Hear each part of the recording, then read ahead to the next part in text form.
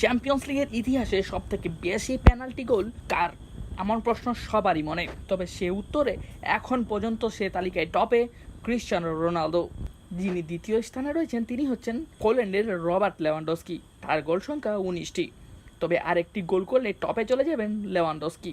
Cristiano রোনালদোর প্রতিদ্বন্দ্বী Lionel Messi রয়েছেন 3 নম্বরে, 18 গোল করে এ তালিকায় তৃতীয় তিনি। এ তালিকায় যথারীতি চতুর্থ স্থানে রয়েছেন ইংল্যান্ডের হ্যারি কেইন, তার গোল সংখ্যা 12টি। তালিকার পঞ্চম স্থানে রয়েছেন সার্জিও অ্যাগুয়েরো, যার গোল সংখ্যা 11টি।